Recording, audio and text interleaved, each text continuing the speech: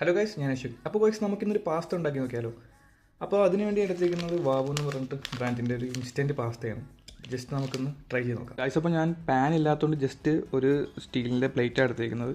അത്യാവശ്യം വലിപ്പമുള്ളൊരു പ്ലേറ്റ് എടുത്താലും മതി, നമുക്ക് സിമ്പിളായിട്ട് ഉണ്ടാക്കാൻ പറ്റും. അപ്പോൾ ഞാൻ ഇതിലോട്ട് ആദ്യമേ ചൂടുവെള്ളം ഒഴിച്ചു കൊടുക്കുകയാണ്. നമ്മുടെ ആവശ്യാനുസരണം നമുക്ക് ചൂടുവെള്ളം ഒഴിച്ചു കൊടുക്കാം. അതായത് നല്ല തിളച്ച വെള്ളം വേണം ഒഴിക്കാനായിട്ട്. ഇതുപോലെ സ്റ്റീൽ പ്ലേറ്റിലാണ് ഉണ്ടാക്കുന്നതെന്നുണ്ടെങ്കിൽ, അതായത് നമ്മുടെ പാസ്ത മുങ്ങിക്കിടക്കാവുന്ന രീതിയിൽ വെള്ളം നമുക്ക് വേണം. പാസ്ത ആഡ് ചെയ്യാം.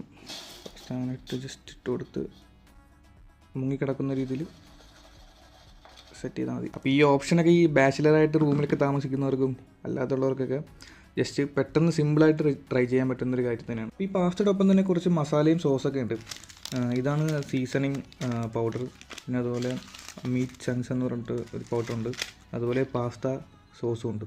അപ്പോൾ ഈ 3 ഐറ്റംസും നമ്മൾ ഈ ബൗളിൽ മിക്സ് ചെയ്തിട്ട് വേണം പാസ്തയിലോട്ട് ചേർക്കാനായിട്ട്. അപ്പോൾ ഞാൻ ഫസ്റ്റ് ഇടുന്നത് സീസണിങ് പൗഡറാണ്. ഓൾറെഡി ഞാൻ ഒരെണ്ണം ഇട്ടിട്ടുണ്ടായിരുന്നു. 2 ഉള്ളതുകൊണ്ട് ഒരെണ്ണം കൂടെ ആഡ് ചെയ്തു. നമ്മൾ മീറ്റ് ചങ്ക്സ് ആയിരുന്നത് അതിട്ടു. അത് കഴിഞ്ഞ് നമ്മൾ ആഡ് ചെയ്യുന്നത് സോസാണ്. നമ്മുടെ മിക്സെല്ലാം ഇട്ടിട്ടുണ്ട്. ഇനി ഇതിലോട്ട് കുറച്ച് വെള്ളം ഒഴിച്ച് കൊടുക്കാം. ഒരുപാട് വേണ്ട, കുറച്ച് മതി.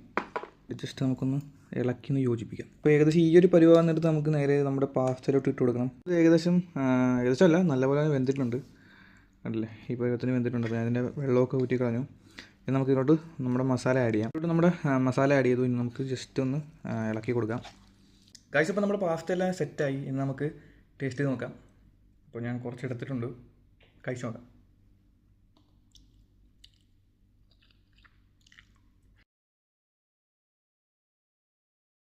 ഇതിൻ്റെ ടേസ്റ്റ് എന്ന് പറയുമ്പോഴേക്കും ചെറിയൊരു മധുരവും ചെറിയൊരു പുളിയും കൂടി ചേർന്നിട്ടുള്ള ഒരു ഫ്ലേവറാണ്.